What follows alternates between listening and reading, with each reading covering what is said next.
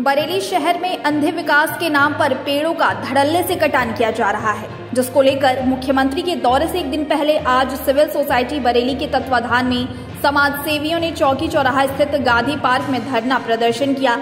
इस दौरान समाजवादी पार्टी के जिला प्रवक्ता व समाज सेवी मयंक शुक्ला मोंटी ने कहा कि पिछले कुछ समय से बरेली में रोड चौड़ीकरण के नाम पर हरे भरे सैकड़ों पेड़ काटकर पर्यावरण को तबाह करने का काम किया जा रहा है, जिसकी वजह से बरेली की हवा की एयर क्वालिटी इंडेक्स लेवल 200 से पार हो गया है। क्वालिटी इंडेक्स लेवल 200 से पार हो गया है, जिससे हवा जहरीली श्रेणी में आ गई है। उन्होंने बताया कि पेड़ सिर्फ ऑक्सीजन ही नहीं देते, बल्कि पेड़ बहुत सारे जीव और पक्षियों का आशियाना भी होते हैं, जिसकी चिंता करना मानवीय रूप से हम सबकी जिम्मेदारी है।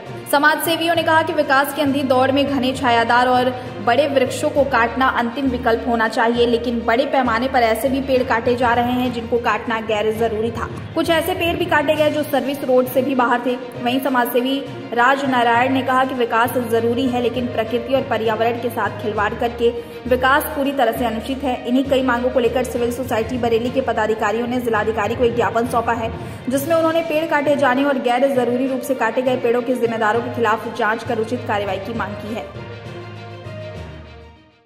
जैसा कि सबको पता ही है कि विकास के नाम पर 1400 पेड़ों की बलि ली जा रही है, और ये 1400 पेड़ कब 2800 में बदल जाएंगे पता भी नहीं लगेगा।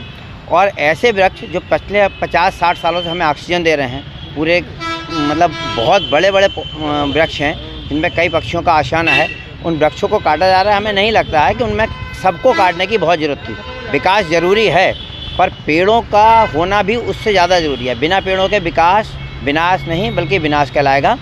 मेरा प्रशासन से कहना है, हमने कई बार उनको सुझाव भी दिया है कि हम उस पर रेडियम टेप लगा सकते हैं, हम छटाई कर सकते हैं, और बहुत सारे वैकल्पिक साधन, अगर प्रशासन चाहेगा पेड़ों को बचाना तो साधन बहुत हैं। आजकल टेक्नोलॉजी इतनी अच्छी है कि हम पेड़ों को साथ रख कर के भी विकास कर सकते हैं, पर प्रशासन की मंशा नहीं है, और प्रशासन को जगाने के लिए आज हम लोग यहाँ धरने पर आज एक सांकेतिक धरना हम लोगों ने किया है।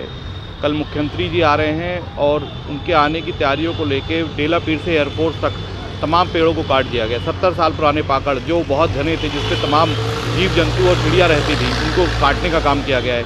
आज बरेली में जो ऑक्सीजन जो एयर का इंडेक्स है वो 200 पार कर गया, जो एक जहरीली हवा होने के संकेत हैं। आप समझने की ज़रूरत है कि किस प्रकार से हम लोग इस बरेली की हवा को प्रदूषित कर रहे हैं, और इनको बचाने का काम सिर्फ पेड़ और वृक्ष करते हैं। आप किसी भी हाईवे पे चले जाइए, आपको तमाम पेड़ कटे मिलेंगे। जिन पेड़ों को उगाने में 50 साल 70 साल लगे हैं, उनको आप काट के छोटे छोटे पौधे लगा रहे हैं। ये कहाँ से खाना पूरी कर पाएंगे? तमाम तरीके हैं। आज टेक्नोलॉजी बहुत आगे है, हम ट्रांसलोकेट कर सकते हैं। ट्रांसलोकेट नहीं कर सकते तो चंडीगढ़ और इंदौर, जिन शहरों का हम अक्सर नाम लेते हैं स्मार्ट सिटी के नाम पर, उन शहरों की तर्ज पे हम पेड़ों का संरक्षण भी कर सकते हैं। उन पे रोटरी बना के उनको सुंदर बना सकते हैं, वॉकिंग ट्रैक बना सकते हैं, मगर उनको काट देना अंतिम विकल्प होना चाहिए। मगर बरेली प्रशासन और सरकार इसे अंतिम विकल्प ना मान के पहला विकल्प मान के तत्काल पेड़ों को काटने का काम कर रही है, जो बहुत ही दुर्भाग्यपूर्ण है।